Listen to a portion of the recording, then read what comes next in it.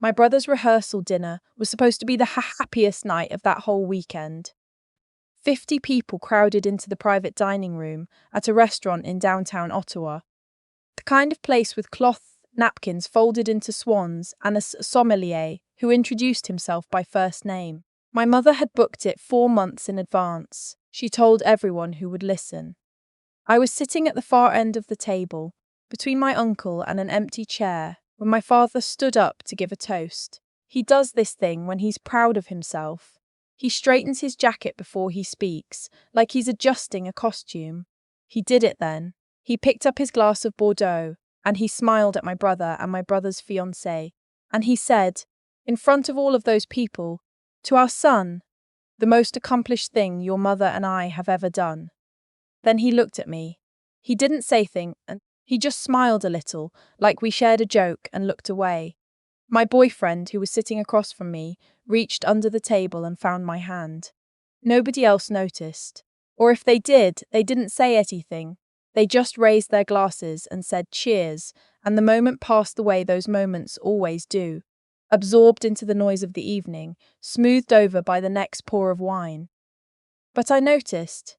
I always notice. I need to explain something about my family before I explain anything else. My father is a tax attorney, has been for 30 years. His firm is on Elgin Street, the kind of office building with a doorman and underground parking. And he has talked about it. The firm, the clients, the cases, at every dinner table I can remember sitting at. My mother taught high school English for 22 years before she retired, but she's never mentioned it with the same pride. In our house, the hierarchy was always clear. Law was at the top. Finance, medicine, engineering, those could follow. Everything else was a conversation you didn't finish. My brother followed the path. He's a corporate lawyer, now 33 years old, engaged to a woman whose father sits on the board of a national insurance company. My parents have been preparing for this wedding since the engagement was announced. My mother has a binder, an actual 3-ring binder, tabbed and colour-coded, labelled with the wedding date in her best handwriting. I am a paramedic. I know the way that lands in a sentence like this. I've watched it land on my parents' faces for 8 years, ever since I came home from my second year of university and told them I wasn't going back.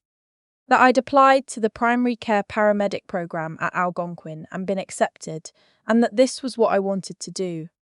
My father put down his fork. My mother looked at her hands. That's not a career, my father said. That's a job. He meant it as a distinction. In his world, it was as one. I finished the program. I did my street hours in the east end of Ottawa, then transferred to a station in Kanata. I've been doing this for 8 years. I've seen things I cannot describe at dinner tables, including the ones at that restaurant on Elgin with the cloth napkins. I have held people's hands while they died. I have talked teenagers down from ledges in January. I have driven through blizzards on the 417 at 3 in the morning because someone needed me to. My parents have never once asked what that's like. What they ask is, "Are you still thinking about going back to school?" I met my boyfriend at a farmer's market on a Saturday morning in May 3 years ago. I wasn't looking to meet anyone. I was off shift, still a little wrung out from a bad call the night before, wearing my old Carlton hoodie and carrying a reusable bag that had seen better days. He was selling sourdough bread and small batch preserves from a table near the east entrance of Lansdowne Park. I stopped because the bread smelled incredible. I stayed because he was easy to talk to in a way that surprised me. Unhurried, specific, curious. He asked what kind of jam I liked. I said I'd never really thought about it. He said most people haven't, and handed me a small sample of something made with wild blueberries and a little bit of thyme, and I stood there for a long moment after I tasted it. "That's good," I said. "It took 4 batches to get it right," he said. "His name is Wyatt. He's 31. He grew up on his family's farm outside of Almonte, about 40 minutes west of the city, and he's been running it since his grandfather stepped back 6 years ago. The farm is about 280 acres. They do mixed vegetables, some heritage grain, and about 40 head of cattle. He also started a small side operation, selling preserved goods, sourdough, that kind of thing. at the Ottawa market on weekends. He is the most competent person I have ever met. And I say that as someone who has worked alongside some genuinely extraordinary people. He knows things about soil and weather and animal behavior that I can't fully comprehend. He can fix most things with what's already on hand. He reads more than anyone I know. Actual books stacked on the nightstand and on the kitchen windowsill and on the little shelf in his truck. He is patient and funny and honest to the point where it sometimes catches me off guard. My parents have never asked what he's like. What they ask is he thinking about doing something else eventually? The first time my mother asked that, Wyatt was standing right there.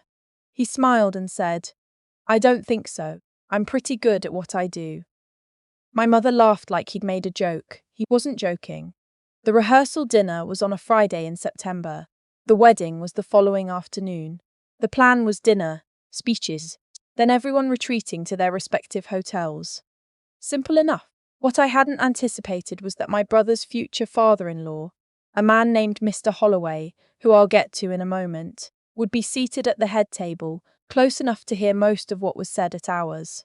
My father's toast was the first sign. After he sat down, after the glasses were lowered, and the conversation resumed, he leaned over toward me and said quietly, the way parents say things they think are private. You look tired, are you sleeping? I said, I was fine. You're working too many overnight shifts, he said. That's not sustainable long term. I've been doing it for 8 years, I said. He made a sound that was not agreement. Then he looked across the table at Wyatt, who was talking to my uncle about the Senators' season, and said, he seems comfortable. It was the way he said comfortable, like it was the nicest thing he could think of to say, like comfortable was a small word, a charitable word, and he was being generous with it. He is, I said. He's a good person. My father nodded, slowly in the way that means he's done with the subject. The night moved on. My mother gave a toast that was entirely about my brother. There was a slideshow. There were photos from my brother's childhood, his graduation from law school, his call to the bar, his first office, laid out on a screen while the room applauded. I watched Wyatt watch the room, and I could see him taking it in without saying anything, which is what he does when he's absorbing something he doesn't want to react to immediately. During dessert, a flourless chocolate cake that was genuinely very good. My father started talking to the man seated to his right, one of my brother's colleagues from the firm. I heard phrases like billing rates and Bay Street trajectory and where do you see yourself in 5 years? I'd heard versions of this conversation my entire life. And then my future sister-in-law's father, Mr. Holloway, said something. He had been mostly quiet during dinner, polite, attentive. The kind of man who listens more than he speaks, and who, you therefore always assume, is thinking something. He was somewhere in his late 60s, silver-haired, with the kind of easy posture that comes from being comfortable in any room. He'd been introduced to me earlier as the chair of his company's board. But he talked about it the way people talk about things they've done so long, they've stopped being impressed by themselves. He looked down the table at Wyatt. You were at the Lansdowne market this summer, he said. It wasn't a question. Wyatt looked up from his cake. Yes, sir, since 2021, the sourdough and the preserves. That's me. Mr. Holloway set down his fork. My wife has been buying your wild blueberry jam every Saturday since June. She made me drive across town to get it when we ran out midweek. Wyatt smiled. That's the one with the time. That's the one, Mr. Holloway said. She asked me to find out who made it. I told her I didn't know. She was not pleased. He paused. You do the bread yourself. Stone milled. We grow a small heritage wheat plot, red fife. I mill it on the property. Mr. Holloway was quiet for a moment. Then he said, What else are you growing out there? And they were off. I watched my father's face across the table. It went through several stages.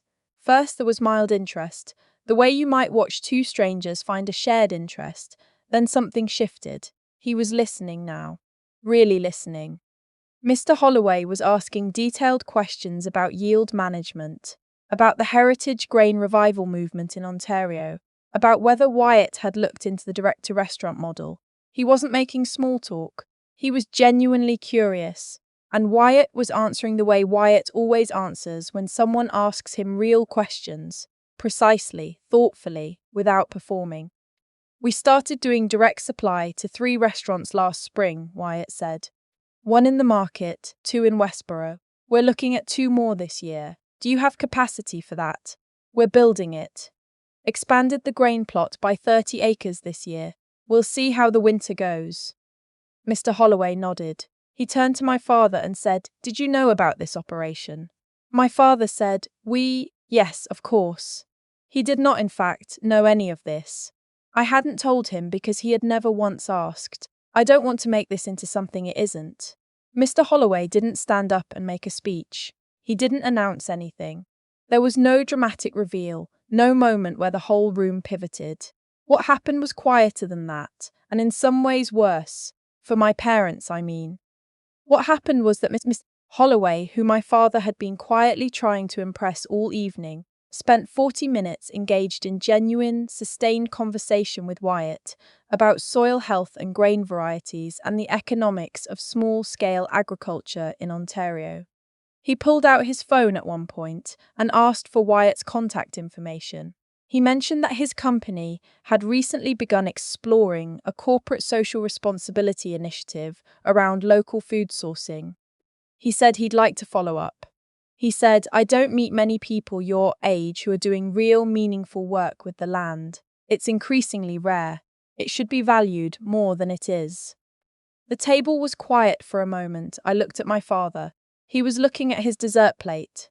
My mother, who had been describing a recent trip to Portugal to the woman beside her, had gone still. Wyatt said simply, "Thank you. I think so too." Later, when the dinner was breaking up and people were getting their coats, my mother found me near the exit. She looked a little pale. She said, "Mr. Holloway seemed very interested in Wyatt's work." "He did," I said. She was quiet for a moment. Then she said, "He's very well connected." "Yes," I said, "he is." She didn't say anything else. But I could see her recalculating, the way you can see someone reorganizing a room in their head, moving furniture around, trying to figure out where things go now. The wedding the next day was beautiful. It really was. My brother was so happy, he kept laughing at things that weren't quite jokes, and my sister-in-law cried a little during her vows. And the reception had a band that played until 11, and then an after-party in the hotel bar that went well past midnight. Wyatt and I danced. He's not a particularly technical dancer, but he's enthusiastic, and he doesn't care who's watching, which I find more attractive than I can explain. My father found us near the bar around 9 o'clock. He asked Wyatt about the farm. Specific questions, not polite ones. He asked about the red fife wheat.